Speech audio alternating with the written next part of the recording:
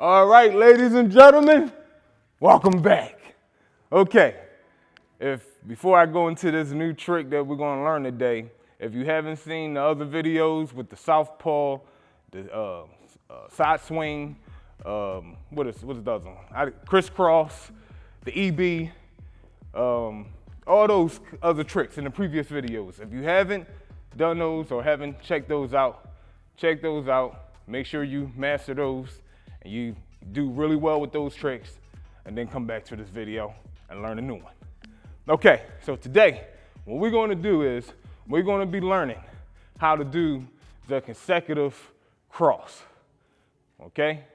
Now, in the first video I've done, I believe it was the cross, right? So this time, with the consecutive cross, you're gonna have your hand placement cross, and you're just gonna have the rope loop around you several times. Okay, so it's gonna go a little bit something like this. I like to start out with a side swing.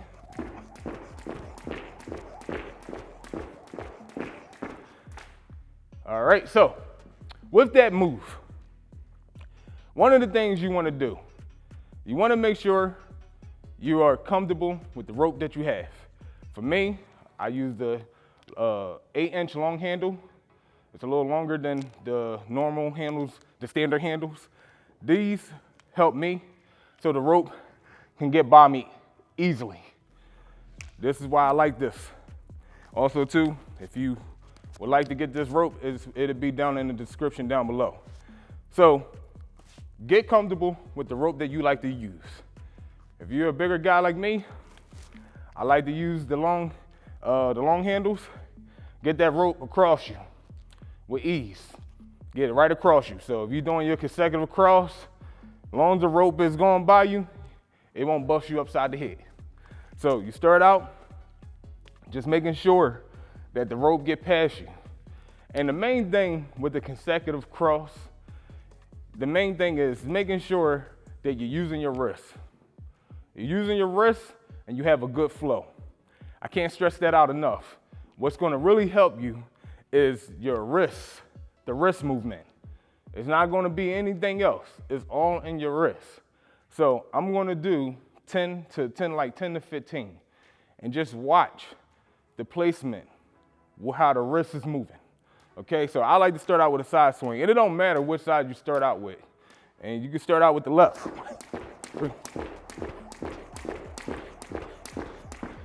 Okay, you can start out with that. I start out with this side, now I can start out with this side.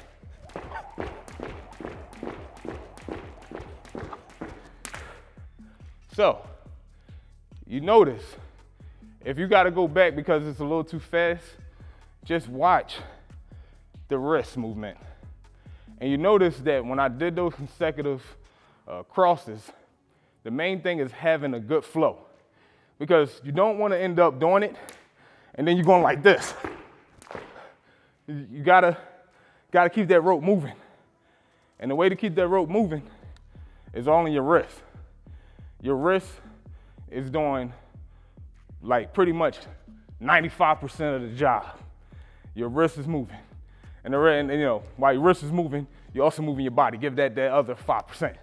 So 95%, when you're doing these tricks, you're gonna give it all to making sure your wrist movement and having that good flow. This is a really good move to do. If you just get tired of doing this, okay, you're getting tired of doing that, just do this. See the wrist? You see the wrist? Hit myself. That comes part of the territory. So you see where the wrist is right where the waist area is. Just right where the waist area. Keeping that wrist moving, keeping a good flow. And then as you keep doing it, you start doing doubles with it. Start doing triples with it. Hey, you might even get a 4 loop. You might be doing a quadruple with it. But that being said, guys, that was the trick for today. Stay tuned for next week for another trick. Like I said, my goal is to post a video once a week for y'all guys. to sharing y'all what I know. With that being said, guys, I will see y'all on the next one. In the meantime, take your rope out, go get after it, go learn those new tricks, and be proud of yourself for taking the initiative to even going out to even do it. So, I don't have much else to say, guys. Enjoy your day. Have a good one.